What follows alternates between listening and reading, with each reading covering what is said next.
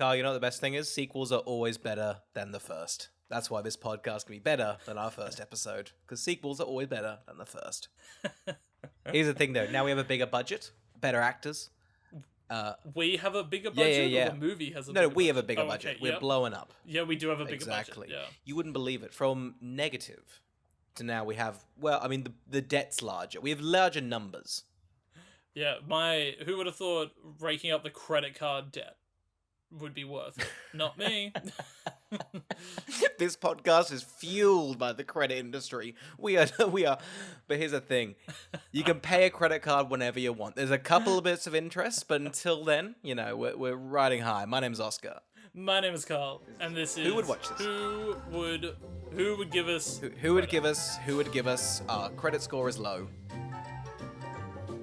Welcome to the podcast where we try and get a bank to just give us a loan with our poor credit scores. Imagine showing this as like, here's our equity. They're like, whoa, that's just pure debt. This podcast is debt. And you have debt on top of this? Oh my God. Who let you have 5 credit cards from multiple banks who let you do this? We did it for the podcast. You should listen. You should listen, please. The credit is drying up. We give Westpac a shout out. They're almost a sponsor in terms of how much they've fucked us over. Shout out to the big banks. You're fueling this podcast.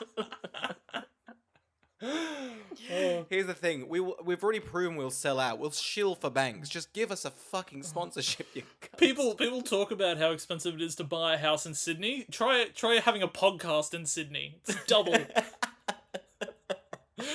We have 4 mortgages on this fucking podcast, and quite frankly, it hasn't paid a single cent. It's not an investment. It's not a home. Oh, God. I have been all over Reddit trying to work out how we can rent this podcast out. Can we sublet the podcast? 30 minutes in the middle, someone else can chat and just spout some shit. I don't care. We need to bring back some money into this goddamn podcast. Can we duplex it? Split it down the middle. Right down the we middle. both go our separate ways, it. and then we get rented out. Oscar, what's this podcast about? Welcome. Well, this is Who Would Watch This, and we watch a movie, chat about the movie, then try and figure out who would watch this. Today we're talking about Ghost Rider 2: Spirit of Vengeance, which currently has a Rotten Tomatoes score of 18%, an IMDb rating of 4.3, and a Letterboxd rating of 1.9. Wow, who would have thought it would have worse scores than the first one? Oscar, what's the plot? Johnny Blaze, tortured by the Ghost Rider curse, gets a chance of redemption. Ooh. Through protecting the devil's son, whose father is pursuing him. There you go. Wow. There you go. Did I get that from the movie we just watched? Pfft, who's to say? No, we didn't. This one's a fun one, though, because the directors are fun directors who directed Crank and Crank 2. So you know it's going to be a crank. The movie has everything going for it. Who would believe it fucking crumbles immediately? It gets cranked up. It gets cranked. It's cranked. Anyway, before we chat about the movie. Oh, I thought you were leading into it. Why'd you do half the line then? No. I felt you'd catch on. I don't think I should be able to. I'm not gonna. I'll say half of it, and you know what? No. I'm worth more than this. Every line I say is money, so you can. We get paid by the line. Oh. No, we don't get paid by the line. We get deducted by the line. A piece of my furniture's taken away every line on the podcast. There's removalists here every week. They're like, God, the place is barren. How are you guys speaking? Tonight I'm sleeping on a bed of just used batteries I've put into a sack. It's you're thinking it'd be soft, but it's bone hard and it's pissing acid. They're so cruel as well because they won't take away the mic's equipment. They won't take away the equipment. They know that's the source of the money. They just leave it there. We're sleeping on batteries, and they're like, you know what? You're gonna still do the podcast. They're like, fuck you, take it away. When a movalist intern goes to grab away the mic, and the manager comes over and is like, no, let them dig their hole bigger, and puts the microphone back down. They walk away. Take his battery sack. He needs it to sleep. Oh, they're not even reusable batteries. He's not even eco. But speaking of which, before we go down the road of how poor we are, let's go back to a time when we weren't that poor. In fact, I was a week richer when we talked about who would watch Ghost Rider 2. Let's go back in time. The ingredients are there. We can edit that. Carl, Ghost Rider 2. We've done Ghost Rider 1. It is bleeding from my memory. I remember Nicolas Cage as an angry skull. So I can't wait to see how that develops. What have you seen this? An aggressive skull. I've seen Ghost Rider 2. Look, I hated Ghost Rider 1. When we watched that again, I was so upset with myself because I'm pretty sure I enjoyed that as a kid. The sequel I've seen once. I remember hoping it was going to be better because it had the crank people behind it. Look, making movies is hard. You can't expect them to be good all the time. When we say like, oh, who's this movie for? I actually think the crank people doing Ghost Rider is a really good idea. Yeah, I mean it's like fun motorbikes and stuff. So get them crank it it's up. like balls to the wall. I mean, I can't remember. I don't think this movie's like MA or R. I think it's M. But I think that those directors definitely work better in a realm of we're gonna make it really fucking violent. Yeah, definitely. Because those crank that. I mean, I've only seen the first one. I haven't seen the second yet, but I'm keen to watch it. But that's just fun. That's just nuts, and the editing's a lot of fun. It just keeps the pace going. And I mean, like you chuck Nicolas Cage in with that. And a Ghost Rider sort of thing sounds fun, but it has got terrible reviews, so it must have like also upset the fans of the first, which is a weird statement to say. As somebody that really liked Crank when this came out, this is like nothing like Crank. So I don't know if it's producers neutering or anything like that, but yeah. As for who do I think would watch it at this point in time, I mean, I'll say, until I've seen it again, because it has been so long, I'll say that, yeah, I guess it's supposed to be for, like, high octane, high violence, like, intense editing fans of Crank and Gamer. Neville, Dean, and Taylor, they know what they're doing. Oscar, who do you think it's for? I mean, I feel like off the first one, and this one not meeting fans' expectations, I'm just, my stat, it's so low, because that one wasn't great. So I don't know how they pissed people off that were like, I just don't. I guess in like factually, I feel like just Nicolas Cage complete this. That's it, really, right? People are watching this going, yeah, and curious crankheads, huh? It's an odd situation because really, after the first one, you should be able to go anywhere but down. You should only be able to go up. Yeah, because I don't think you've got a bit of a budget. People are like, all right, it's gonna make money. The crank guys are involved. I'm hoping for some fun, just fucked up car things. That's what I'm keen for. Yeah, it's like superhero movies have only gotten more popular as well since the first Ghost Rider. So really, this is 2011 Marvel. So this is like MCU stuff. What's that? Like Thor? Yep. Thor, I think Avengers comes out 2012, so it's a year before Avengers. Alright, fairs. He should be an Avenger. He probably will get rebooted. Maybe? Oh, absolutely. And it will just be like, oh, it's that person you love from, like, one thing in an indie film, and you're like, yes, I can't wait. And then it'll be like, God, I don't know who's, like, an example of that at the moment. Let's go to the future. Let's hope our future selves know something.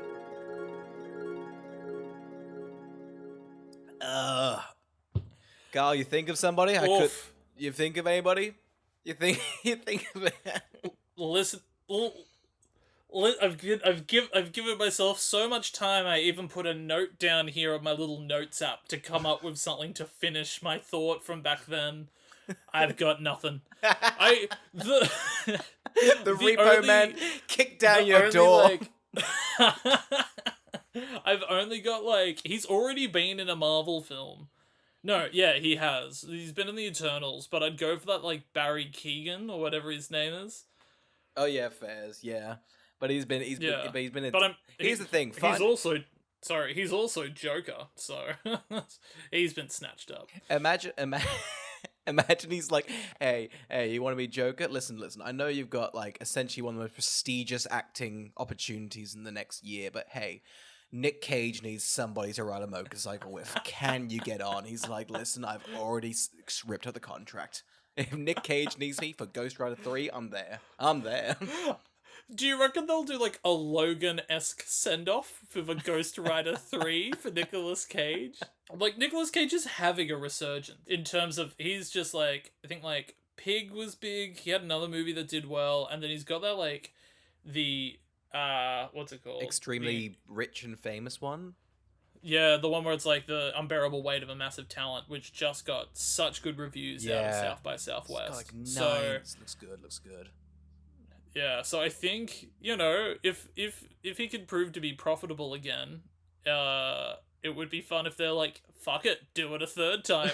Third time's the charm, baby. Let's give him 100 million. Let's keep adding more money to the budget as we go along. It's great for us. We can churn these out. Do you know how easy it is to make a podcast? We'll shit on anything. Just give us the goddamn slop and we'll eat it up. Absolutely. Hey, what's it called? Is it Morpheus? What's that one about the vampire coming out? We've got our fucking eyes on you, Jared Leto. Jared Leto. We've got our eyes. The second he signs a goddamn contract, we just start sniffing it out like, we should do House of Gucci, but fuck, I don't want to sit through that. It's so long. His face is everywhere at the moment. There's that new Apple Plus television show he's in, which is plastered everywhere, and then every bus just has Morpheus on it. Mobius. It's funny because I was actually on the bus and Jared Leto was just sitting next to me and he just kept spitting on my lap. It was weird. You never know if he's going to be the tidiest clinical man you've ever met or a very hobo-esque person. We're chatting about too much about Jared Leto. Did we get into Ghost Rider 2? So, I don't know. I fucking hated it. I don't want to talk about this. This was terrible. This was terrible. I hated this. This was awful. Why is Idris Elba here? Who knew he was in this? Idris Elba's here, and it's a lot of fun because I was like, oh man, Idris Elba, he really became a lot better than the material he's given here. And then I went and had a look. His agent fucking sucks. What has he had? He's just like nothing. Like, it's like The Dark Tower, and I don't know, it's like the first like big thing that he kind of got recently was that like the Suicide Squad, and that movie didn't end up doing that well because of the pandemic. I feel like that's still doing. I think that show is also like that's done well. That movie. I think everyone that's seen it has liked it. Yeah. I mean, you haven't seen Luther? I haven't got it in front of me, but sorry. Luther? Yeah, I like Luther. Have you seen Luther? I have. Well, my dad's watched Luther, and I've watched in the background. Every dad has seen Luther. But yeah, Idris Elba is in this. We'll get into the characters, and then we'll get into the movie, because again, we don't want. Here's the positive about this episode, though. Because it's by the Crank guys, most of it's action. So we're going to just explain to you action. So we're going to essentially, it's about a 40-minute plot. So great for us. You're going to love this episode. If that. I can only assume they were working with like an outline sketched on a napkin. And that's what they did. They were like, hey, I know that there's like a red ring of red wine around this word here, but that's the script. Just threw it at somebody. So Idris is here. He's a drunk. Nic Cage is back. I don't know what to say. I don't think Nic Cage is he performing as Ghost Rider when he's a skull? I don't think he is he? Or is he? I don't know, because I think he was method enough that I wouldn't be surprised he's one of the people that's like, no, I want it to be me the entire time. But then again, I also think he's the type of person that would just be like, I'm not fucking coming to work if my face isn't on screen. You can get a stunt double for that. Because like some of his mannerisms, but it's just the head mannerisms. Most of the time, it's just a block body. Yeah, I wouldn't be surprised if it was like him. He's truly uncaged in this film. Oh, that was the other smart thing, was these directors were like, fuck it, go full Cage. Yeah. But oh God, this is just like an awful script. This is just the worst fucking script. Well, let's jump into the awful strip. We're in Eastern Europe. You know the all-American Ghost Rider? Yeah, well, he's moved for making movies more affordable. That's right. Romania had a nice tax cut. Let's jump into it. Had the Texas Chainsaw Massacre come out at this time in 2011, it also would have been shot in Romania. Oh, yeah. It would have been a powerful statement. Yeah, so we get introduced to Idris Elba. He's going to the priest, like you do, having a chat. Yep. I don't think he has anything to say. He's just like, I'm here for some wine. And as they're back like giving him wine, they get attacked by I thought I had subtitles on. I thought this man's name was Cardigan. I just can't read. His name's Carrigan, but I've written down Cardigan for 2 pages. So yeah, I like the it's just a weird opening because it seems that Idris Elba's only driven there to leave. Yeah, Like he's only gone there to inevitably turn around and go. yeah. But he gets there. It's there's nothing better than establishing who like the main woman and child are gonna be, and they're just terrified of Idris Elba. So you don't even know where he stands as a villain or as a good guy.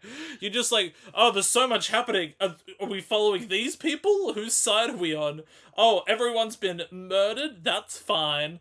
Oh, a car chase has already ensued. Idris Elba's flying through the air to his death. Now we're slam cutting to the words Ghost Rider, Spirit of Vengeance. I'm in. It's a I'm pretty in. chaotic I'm in there. opening. I'm in the film. I'm in that film. I will say that Neville and Taylor did some cool stuff where they like skateboarded with cameras behind the motorbikes and they like swung around with them. They were attached with ropes to the back of the motorbikes. So I think all the motorbike shots are sick. Yeah. And they're cool and low to the ground and they're wide and they look real. Anytime one of them pops up, I get excited. Here's the thing. Although the film sucks, everything, like, every little action scene, I'm like, fun. If Mad Max hadn't come out, Yeah. I think people would have praised this a little bit more, but then Mad Max is... To compare it to Fury Road's hilarious. It's pretty much Fury Road. It's just some freaks on, like, various, like, shitty vehicles. They're just like, we're gonna make a movie, we're gonna make it good. Yeah. But one had Tom People Hardy, love- one had Nick.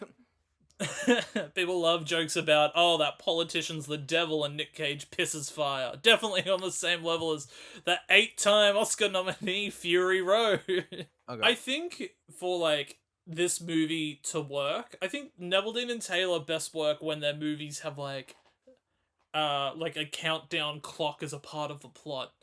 I mean, that's just They're Crank, like, but yeah, just make Crank again. Yeah. But yeah, but go on, yeah. But I just think, genuinely, if this movie was the script of Crank, but the main character could turn on fire and be a skull, 10 out of 10 film. Here's the thing. I think even rewriting this right now, the kid's, like, diseased. He's got a timer on him.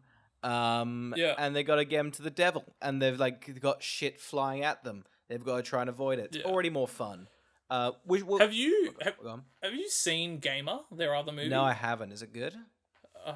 It's also not great. It's better than this, but there is a dance sequence in that film that is just fantastic. And I urge everybody to go watch that dance sequence on YouTube. Nice. And I think that this movie needed a dance sequence with Michael C. Hall. We demanded it. We didn't get it. and that's studio interference, quite frankly. Who knew that if you demand a movie something while watching it 10 years after its release, it won't happen? It's actually really rude. Really rude. I didn't know that, and it was a shock to us because we've been picketing many films. Constantly Citizen Kane. I wish they'd tell me what does Rosebud mean. Get this, it's 80 years old. I had no clue. Just, what does it mean? Huh? Mr. Kane? Tell me. What do you mean there's a snow globe? I just don't get it. What the fuck's a sled? Yeah. I don't even know what that is. What do you mean you can't have a man's life summed up in a single word like Rosebud? Real quick. God, I'll tell you right now for the listener at home, what Oscar and I are doing right now is a better mank. banging on. All right, guys, let's go to David Fincher's room. We've got the script written up. Our mad rants are just pushing it through his mailbox. Like, come on, David, listen to this. It's like, no, I'm gonna watch Mindhunter way better. No. In this film they redo some of the stuff from the other movie. Yep. Um, Wait, real quick. redo- We get introduced to the child and the mother. One's called Nyan, and one's called Danny. You decide which one you want to be called. So the mum, Danny, yeah, they redo some of the stuff from the first film, like his deal with the devil. Yeah. And they make it, like, more visceral and violent, but I gotta say, there's too much blood on that contract. He, like, smears too much blood on the contract in these flashbacks. Oh, it's pretty gruesome. But not to, like, a cool way. It's just an inappropriate way for a contract. Like, normally a cool devil, like, sign is, like, pricking your finger, then you rub the blood. This man fucking opens, like, a vein and just pours the whole thing onto the contract. You want my soul? Have it all! And slices open his body. Oh my god, this contract's dripping. It'll be null and void if you keep any more blood on this. I'm gonna have to soak it. It's gonna be like red, the whole thing. When they give it to the accountant, and it's just like, I can't make sense of these words. It's so red. I know we're in hell, but quite frankly, this is ridiculous. This is ridiculous. I get that I'm the accountant of hell from hell. But, like, better working conditions, please. Please. I'd unionize, but this is hell. I would love a movie that's about the devil having to deal with the fact all his work is unionized. I would love a film just such boring like paperwork of hell. I think that'd be interesting. I feel like Futurama almost did it with the robot stuff, but I want just a very black. I guess Beetlejuice did that. All right, never mind. I'll rip up the script. I won't shove it down David Fincher's letterbox again. Well, like, hey, here's a fresh idea. Oh wait, they did it in the 80s. Fuck. Can we redo it as nostalgia yet? No, another 10 years. Ah. Michael Keaton's relevant again. Get that Beetlejuice a-flowing. Beetlejuice 2, juicier and beetlier. They make a third Beetlejuice, though. You got, like, the great poster of just Beetlejuice. I mean, that's just... Make the second so they can do the third gag for the poster. That's what I say. No, they'd fuck it up and they would just do Beetlejuice, but every E is a backwards 3. So you're like, Beetlejuice 33? They make another 31 of these movies? Back to the film, I guess. Ugh. I mean... It's great. Let's just sum this up so we can get back to our pitch and our script ideas. Here's the thing: a lot of producers listen to this podcast, so we gotta smack them out. I genuinely said one time David Lindelof should do a Watchmen HBO show, and it came real, and so I genuinely think producers listen to me. I think my house is bugged with producers. Well, I'll say it right you didn't now. tell it to him. You just said it out loud. I said it 3 times so it would come true. So maybe like it's like just me. Beetlejuice. Like Beetlejuice, except in my sentences all the E's were 3s.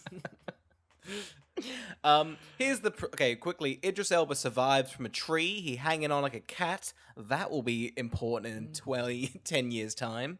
Wink. Do we think any of the comedy lands in this movie? Idris Elba lands in a tree, so it does land.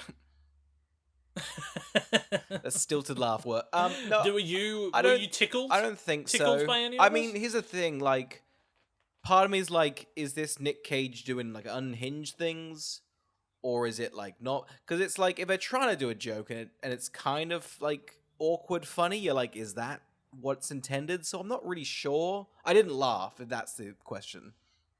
Yeah, like I think. Like, the Crank movies have moments of really fun humor. They did, yeah. Due to the audacity. So, and I think they're trying to do similar stuff here, but none of it's landing. No. And it's making for a very awkward watching experience.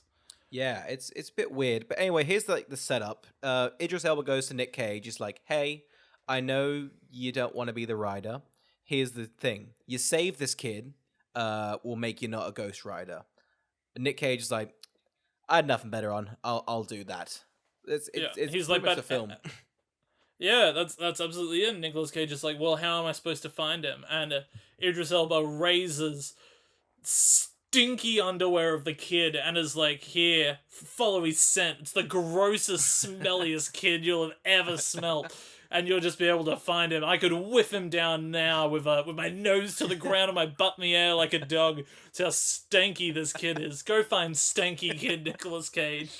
And Nick Cage obliges. So basically, we then also have our villains who are tracking down who are working for the devil, and they're tracking down the kid and the mum.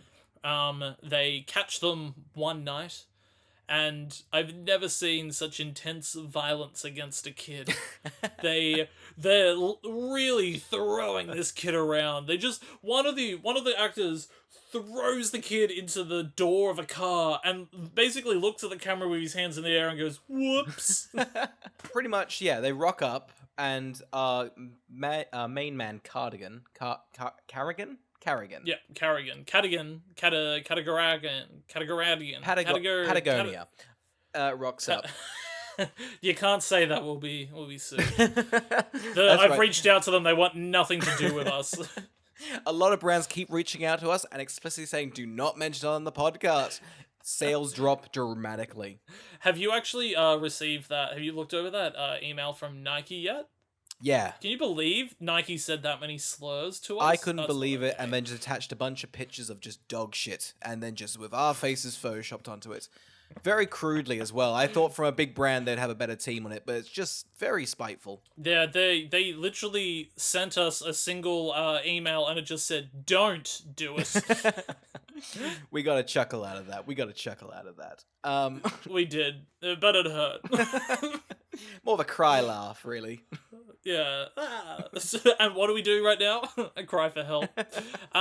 Yeah, so when Ghost Rider shows up for the first time in this movie trying to save the mother and the boy, is this cooler than the first time round? Does this look better? I think it looks less clean, so it looks a bit better graphically than the first one. I think so, but like 4 years and a bit more of a budget will do that to you. Like 2011, like you kind of think like a Skull on Fire is like doable. That was like the first thing they wanted to perfect, because that's the coolest image ever. Like once they did that, they're like, we can do anything. The sky's the limit. That's billions of screensavers done. If we could perfect it. Look up cool image on Google. That's the first goddamn thing. A cool guy with a skull. I think it looks better. Do you remember in high school when kids would be like, I'm going to define my personality with the car that is my screensaver at school? It's like, look, this one's got flames on it and it's red and it's got a sterile black background. Oh yeah, and the freak's like, well actually mine's a blue one. You know, it's kind of icy. You know, it's kind of cool like that. And it's just like, you know what? You're all cool. How about that? You're all really cool. That's why my background's still it's an orange car this time, and it's got like, you know, lava come out the wheels. So it's fucking sick, man. It's so cool. Oh, that's cool. Mine's I do a lot of bird watching, so mine's a pigeon. That's fucked up, man. It's the lamest thing I've ever heard. A pigeon on fire! Oh, fucking sick, bro. It's fucking cool, man. Fuck. Yeah, I'm in there for a second, but fucking sick. Nice. Yeah, it is. Now, you want to go sing some tinnies? Yeah, let's fucking drink some beer, bro. We're fucking in our mid-20s. We're in our mid-20s. I don't know about you, but I got a full day of work tomorrow. Let's go sing some titties, am I right? Yeah, listen, the effects are better, but then Nic Cage transforms in this scene, and they just gave him everything they want. He just got everything. It's nuts. It's a good fun bit. He did. They're basically like, hey, you stand in front of a green screen and fucking yell.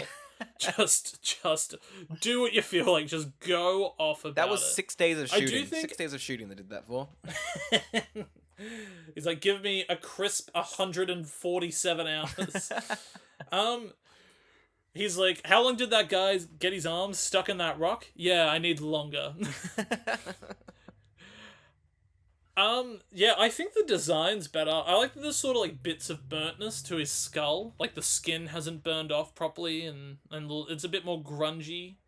It's a bit more... I think the movie's leaning in the right way in terms of its aesthetic being more like a grindhouse film. Yeah.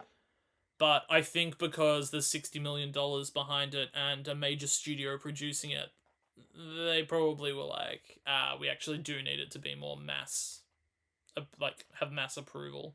100%. But then it's just this weird approach. Do you think this one's better than the first? No, I think it's worse. You think it's worse? And it's shorter, and that's saying something. Yeah. I think this is worse. No, fair enough. I think things are a bad sign if Eva Mendes doesn't want to come back to your film. Yeah, I mean, it's a weird one to make a sequel for, because I don't think anyone was like, wow, this is the best thing ever. So it's just like, the stakes are low. It's just like, we're going to make it again. We've got some fun directors in. It should be better. I think absolutely. Maybe it's just because I've forgotten about the first one. I think this one's more fun. I think it had more, like, the car and action stuff's a bit more interesting. So I'm like, yeah, I guess. It's actually quite hard to say because they're both fucking terrible. They're both terrible. Here's the thing: two piles. One's cat shit, one's dog poo, and I've stepped in both, and it's just not. I'm not happy. But one's easier to get off with a stick, so that's the better one. Which one's easier? The cat one was drier, so.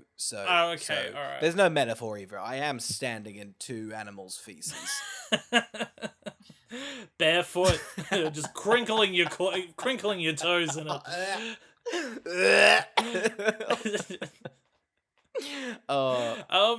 So Nic Cage basically obliterates everybody. It shocks the villain. The villain takes the boy with ease, and the mum and Ghost Rider, they wake up in a hospital the next day. And Ghost Rider starts flirting with the nurse. I thought this was fun. Yeah. He immediately wakes up and is like, hey, you want a bone? And she's like, what are you talking about? And he's like, I don't know, I'm flirting. And she's like, you're very much making me uncomfortable, Mr. Cage. He's like, all right, fine. Where's the morphine and many pills? I need anything you get. And I think this is a good creative decision because it actually explains most of the rest of the film because he just grabs a bunch of pills.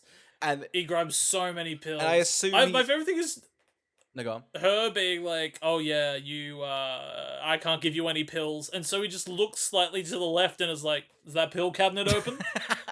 I'll just read that pill cabinet that's open in my room right now. He's already it's got all the pills in the office. Strapped to morphine. He's like, you know what, I think this high could be better. She's like, no, physically it couldn't get better. He's like, I don't know, I'm gonna start swallowing, see what happens. He's got literally his hands comedically filled with pills and pills and pills. Not even in bottles, just empty. just a random pills, and he like bumps into the chick from the night before, and he's like, I dropped all my pills, you whore. What, is your kid missing? She's like, hey, I know you. You're that fucking Ghost Rider guy. Are you stealing loose pills? He's down on the floor slurping up the pills like a vacuum cleaner. He's like, yeah, I'm the Ghost Rider. Now I'm Pill Sucker in this other form. I got two identities, baby. They call me Pop, Pillin', Bill. Fuck. He says on the ground. Terrible. No, this is just that's terrible. Nic Cage. He didn't think of the name very well. He couldn't think of a name quick enough. He was on many pills. That's my grand piano gone right now. That's the bank heard that line and they were like, seize the piano. I like someone's live listening, going, listen, anything pops up, just we'll take it. Also, the idea that they've left you with only podcast mics and a grand piano, like the grand piano wasn't the first thing out the door. No. Leave that ivory grand piano. We'll wait for that. That would cover the cost for a year. And you've been sitting on a grand piano? No, but I know a little bit on piano. I can carry a tune. And I can hold it too. Anyway, so Nic Cage and the girl are like, all right, can you trust me? And she's like, I don't think I can trust you. Nic Cage grabs her gun. She's like, you fucking gunner. I think she would have slipped and shot him. Just my thought. She's also just like, I don't know, you're going to be able to track our stun? And he's like, yeah, I don't know, have you not bathed him in 9 years? Yeah, I can track your stanky son. God, his stink lines are still here. The green ooze is spitting from his... God, he's so pungent. So the devil is like, oh god, the Ghost Rider's involved? That's annoying. Where's your stanky kid? So he calls up the kid and he's like, I'm going to remove the stank off of you via phone. Yeah. So he does a little spell so the kid can't be found A anymore. firewall. And if you now will. I'm a flat. Yeah, I hate that he describes it as that. He's like, the audiences are young. How do we lower this to their level? They like firewalls, Yeah, right? they're really into crypto security. In 2011, kids love crypto security.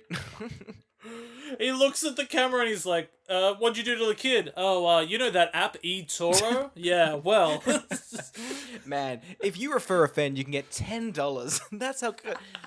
And guys, that was a practice run for commercials. So again, if you want to place your ads here instead of sending us hate mail, then you can do that. We really need to stop at just using brands' names randomly as a gag and insulting them every time. No, here's the thing: we're negging the brands. It gets them on our side. They get curious, like, oh man, maybe they might talk nice about me. No, we won't. We'll shit on you, and we'll shill your fucking product. No brand is safe unless they advertise here. Yeah, so I don't understand now because Nicolas Cage can't find the kid. I have no idea what happens in the middle of this film until they find the kid. Because I don't understand how it all connects. I don't understand how they find each other. I don't get it. I don't know. I'll be honest, I forgot the firewall was a thing because pretty much in the next scene they find him, right? Yeah, it feels like it. Yeah. So the kid causes a car accident. Yep. To try and escape the villains, and while running away, he slips and hurts his ankle. He breaks it, in fact. And I think that's a dumb move. Don't do that.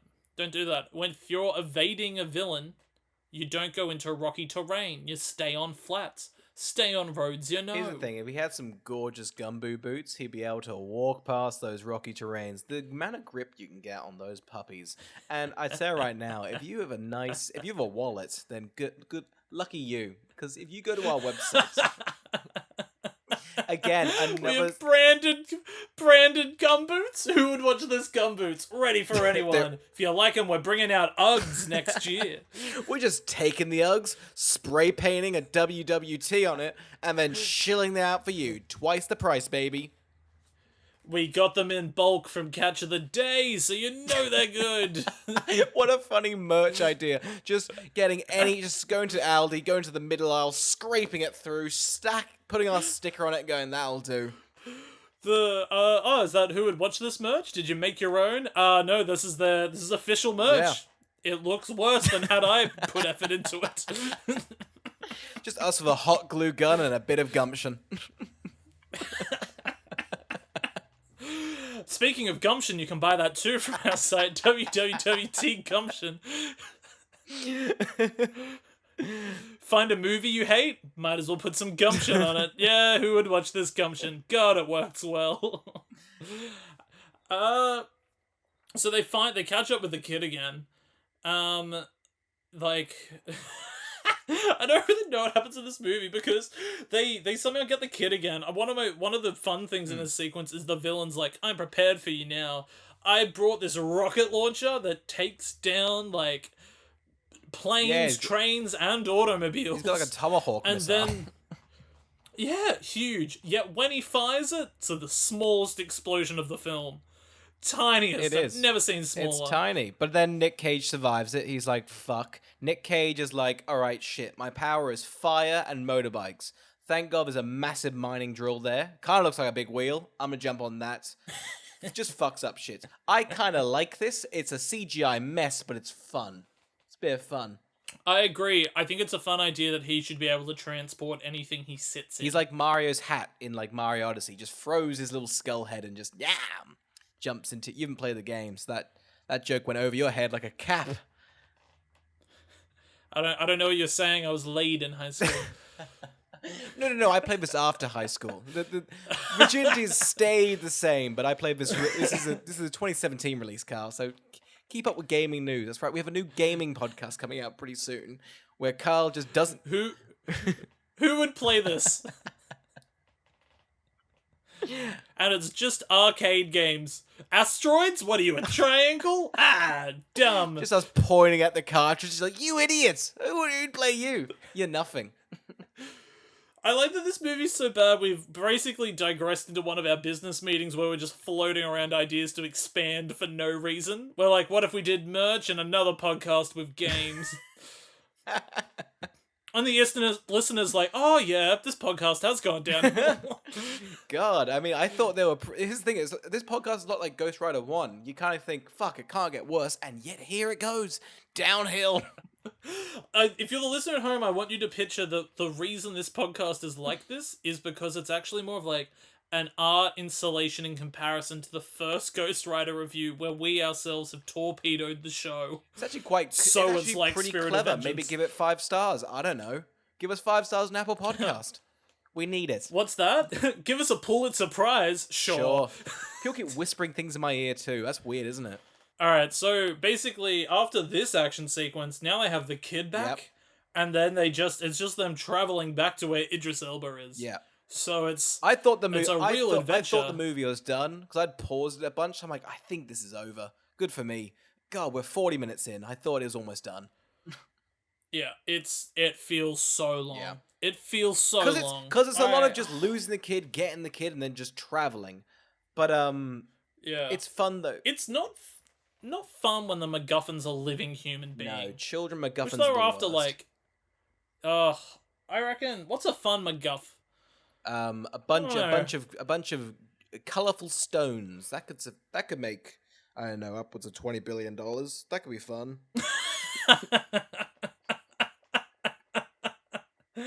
Wow, what a dig at the X-Men franchise.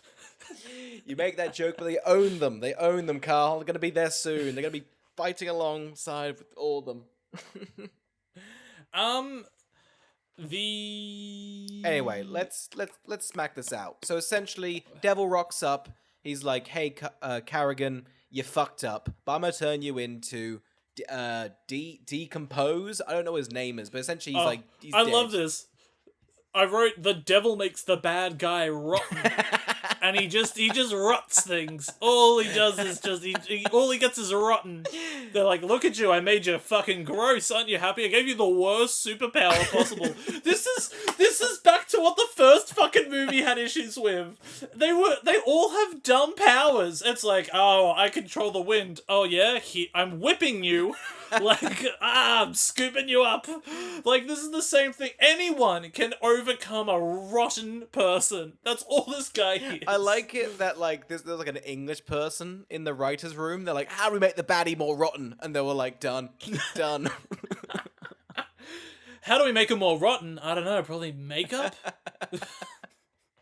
But anyway, the devil's like, all right, fuck, we gotta get that kid. So you better go, move along. I would love to watch an entire, I want to say 4 to 5 part show, each episode 40 to 50 minutes long, of this guy working out his rotten powers. Because anything he touches rots. It's the worst power to have. He's like, oh, I'm gonna leave the room. Oh, rot the doorknob, I'm stuck. Well, it's a hindrance. Rot the wall, I guess. Well, because later in the movie, he captures the boy and straps him down. But the straps are rotting, so the child could very easily break out because it's rotten straps. Oh, I feel like it would be fun to see how this man learns to love again. Like, I can't touch anyone. I can't even make dinner for her. How will I fall in love with Mademoiselle? I'm so rotten. It's Midas touch, but not fucking gold, so it's even worse. What if Midas touch was garbage? What if you turn shit into garbage? Smelly, rotten garbage. That's the power he's given him. I love that. How would you ever love a monster like me? Hey, even rubbish has purpose. And then she puts her hand on his shoulder, and you know what happens? She rots. She fucking decomposes, baby. Turns out rubbish has no purpose. That's the point. That's the word what rubbish means. Can't be recycled. She's like, oh god, I was wrong. You are ugly inside and out. Ah! There's no message here. You're ugly and nothing. You're a goddamn hindrance to society.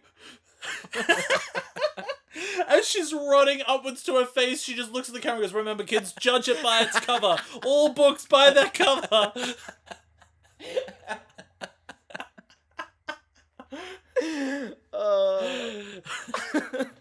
Oh god, it's a weird thing when their two big plot points in this movie are the fact that the boy is stanky and the villain's rotten. Yeah. Nic Cage was like, make sure every villain I fight is stinky. I'm a very clean man. I like people to know that stinkiness is not a good characteristic. It's Nicolas Cage sitting down in a cinema for the premiere, and he's like, wait, is this not Smell-O-Vision? Like, Spy Kids 4D? What are you where's my card? I brought a coin to scratch it. I was wearing mountains of perfume the whole movie, and I thought it'd be able to come on screen. God, Teoh's gonna be furious. I didn't mention them once. Thought the smell would sell. We had Stanky, Garbage, and Cage. Cage Teoh's the stankiest of the three. Da! Yeah, so we get to the end of the film. I don't know, monks turn on one another. The kid gets captured again. Oh God, it's painful, isn't it? This kid gets captured twice. This is ridiculous. Pretty much they rock up to like the Christian, like they're meant to be like Christians, but these ones are like living in the walls of a mountain. They've got they're so comically evil. It couldn't be more like it.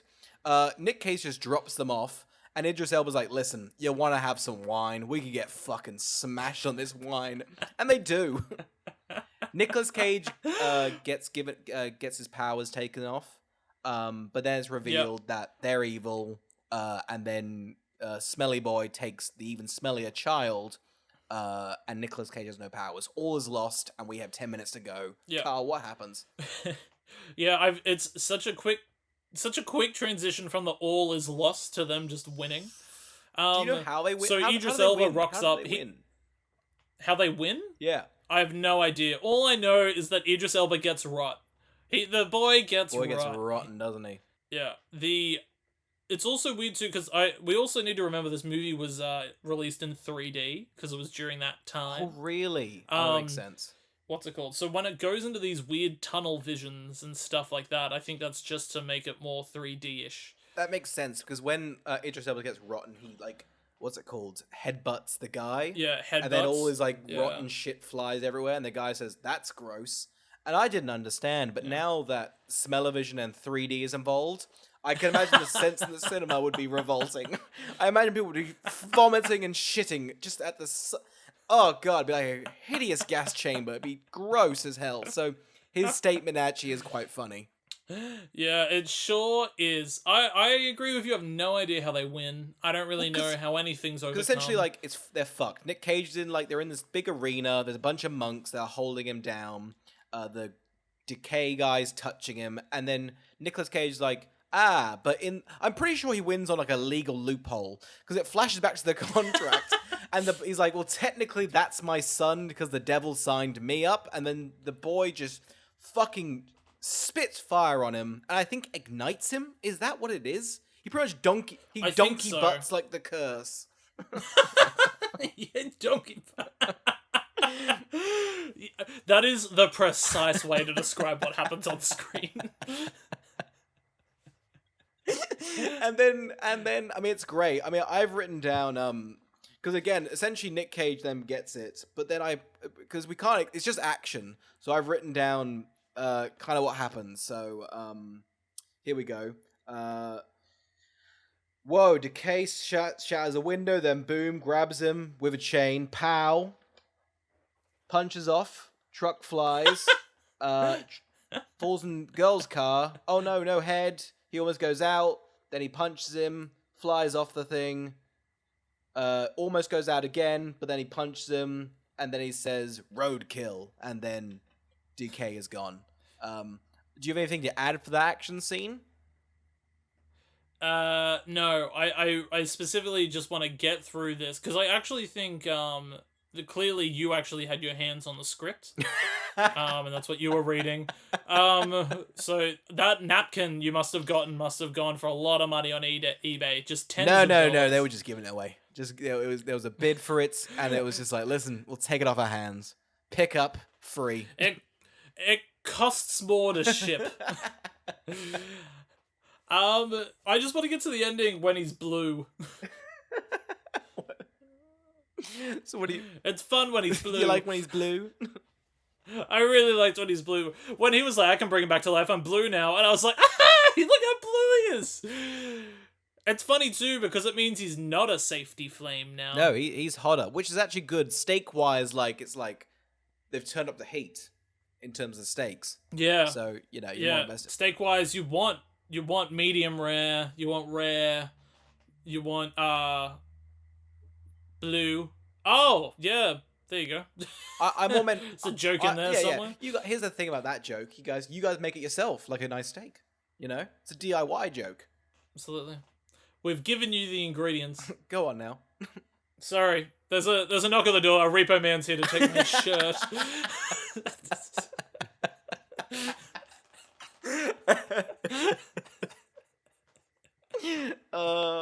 Anyway, he gets I was so stunned at this. The devil pretty much drives falls off. Here's the thing. Nic Cage is chasing after Danny and the devil. He runs them off the road. He runs them off the road with the kids in the car. That doesn't seem safe. No. Nobody's winning here. Everyone should be dead. Everyone should be mush. Yeah. But anyway, Nic Cage gets the devil. He's back to where you came from, throws him back down to hell. And I thought there'd be a bit more of the movie, because I thought there was 10 minutes left. So I'm maybe we'll wrap up something with the mum and Danny. No. Nic Cage pretty much goes, I'm fucking vengeance, baby. And it just ends. Yeah, the kid goes, did we win? And he's like, yep. And it cuts to the directors. So, that was Ghost Rider Spirit of Vengeance. It really was. Okay, Oscar, who would watch Ghost Rider Spirit of Vengeance? I don't know. How about that? Let's spitball this one, huh? Okay. Because here's the thing. As an episode for the podcast, this is a lot of action. So, I mean, that's a fault on us. The action... Yep. I think, is serviceable. Yep. I don't think you should seek it out. Watch Crank or Crank 2 or the other one. It's a hard thing to even recommend this movie when Neville Dean and Taylor have done better versions of this film that you can watch that are fun and shorter. Yeah, so it's a weird one. I don't really know who the fans of the first were. I looked on IMDb to see everyone's ugh, you had me the first, but this second one really dropped off. I don't know what what you saw in the first you didn't get in the second. Was it just Eva? People love Wes Bentley. They love him. You wouldn't think he has a big following, but he does. That's the thing. Yeah, I guess the stakes are low. I mean, it's technically the devil. It wasn't the first guy the devil's. I'm a bit confused with the lore, but I refuse to Google anything. I'm not learning it anymore. Is the devil always the villain? Because that's boring. I guess so. I mean, he's kind of like the ultimate villain, right? That's right. This is a Christian podcast. I don't know. The people that like chains, this is a lot of chain action. Yeah, if you like Rihanna's song Chains, you're gonna love this one. If you like Fleetwood Mac's The Chain, I think you'll like this one. Imagine you're in Spotify and you're more like this, and they just play Ghost Rider 2. You're like, ah.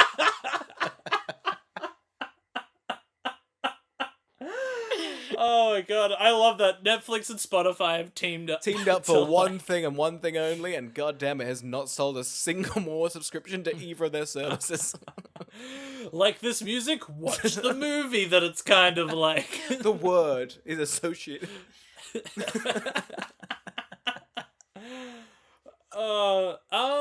Yeah, who's it for? Fuck. I mean, You know what? I'm gonna say it right now. I think this is a nice paycheck, and I can't wait for the third one.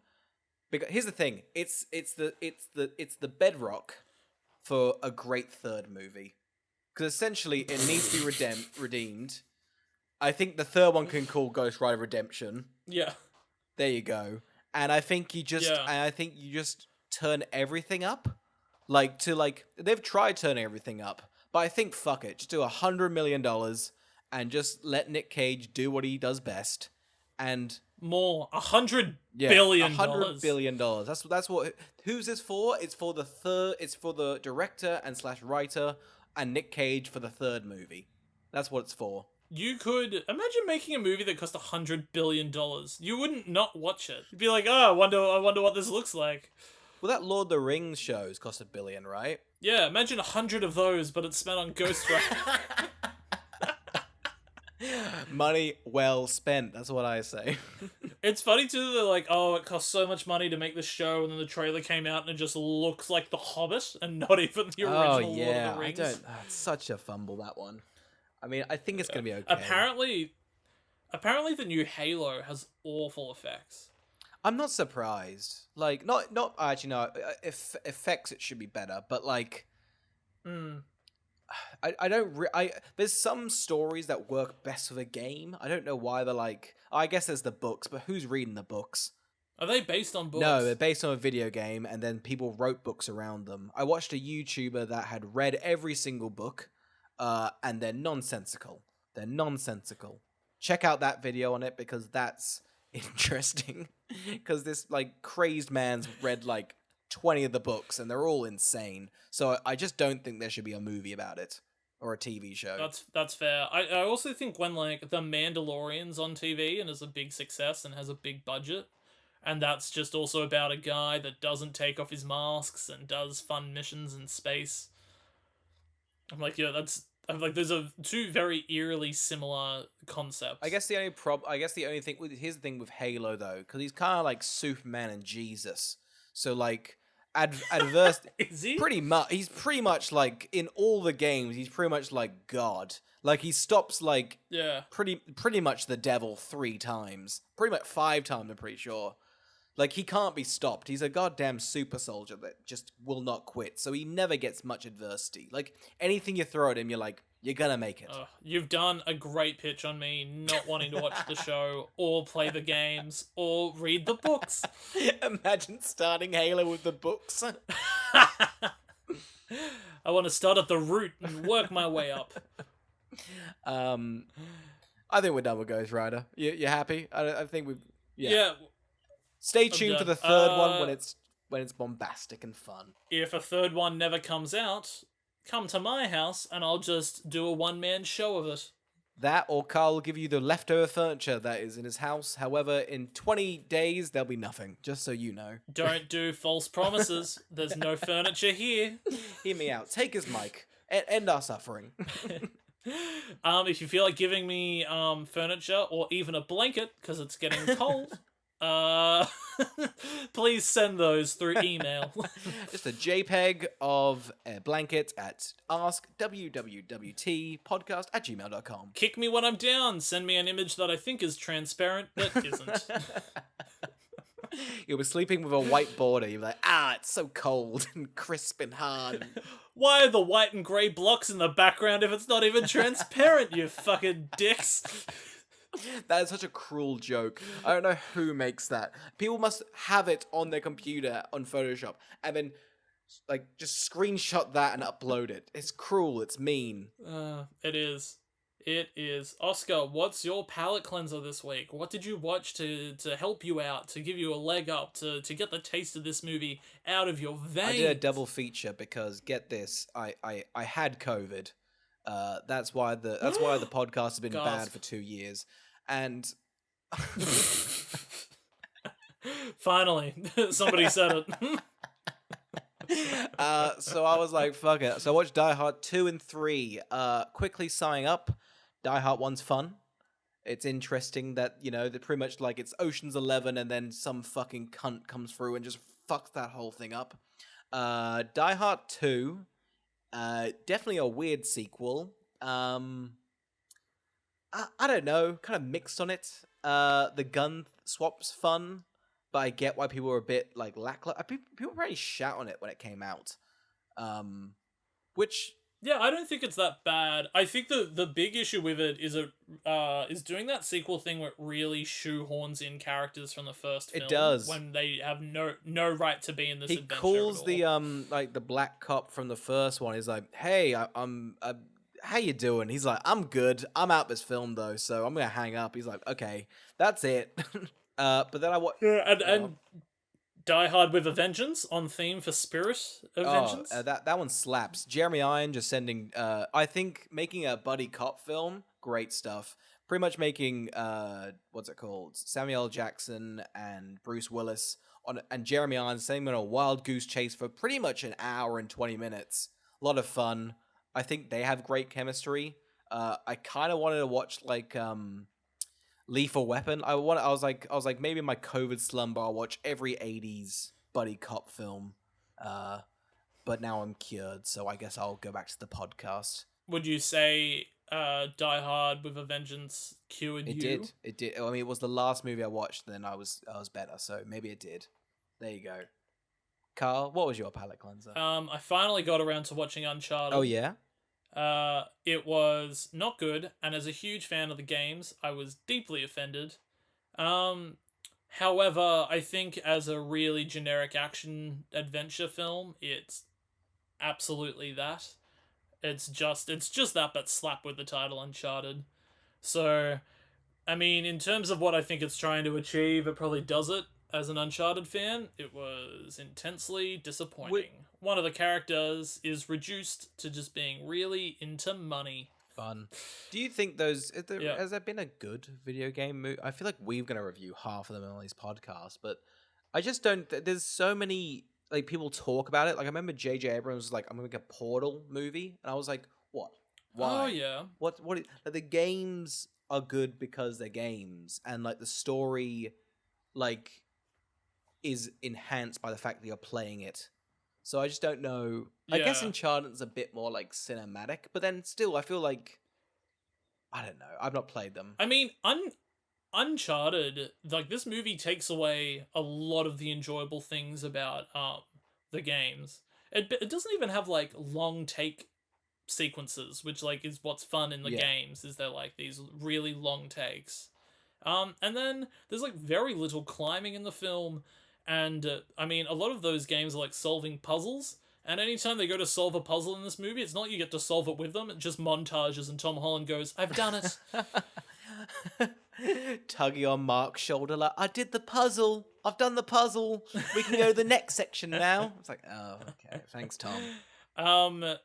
But, yeah, it's also funny too, because I think this movie does the worst job at disguising how short Tom Holland is, so it was weird to just see him be short. Did Zendaya just like, walk past the screen in one shot?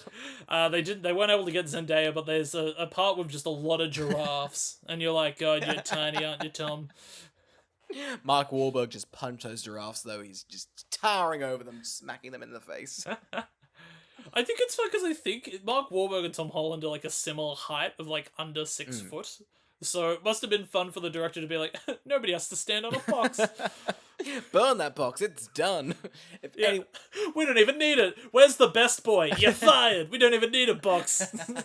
That's what a best boy does. He holds around the box to make the actors taller. That's his job. It's true. When I was working on a film as best boy, my only job was to carry a box and walk up to people that were already tall and go, "Kate Blanchett, do you want to stand on a box to tower over everybody?" And she'd go, "No, but I think you should do a heege." And then she would give me a bell and I'd stand on the box and go, "Heege, heege. I'm as tall as Kate Blanchett now." You were fired pretty quickly. Who knows where this gag's going? Here's the thing about a gag. If it just taters off into like the ether, you're kind of like, it's probably good. Yeah. So then anyway, I used the box to get some groceries that night and I came home to my family. It's a lot of nights working alone. I'm really distancing myself from my child. I just don't know what we're going to connect over anymore. It's getting harder to wake up in the morning. I don't want to go down this road anymore. And next week, Carl, we're going to be reviewing Garfield. Sorry to cut you off there. What do you mean you're taking the box too? The box is all I have left.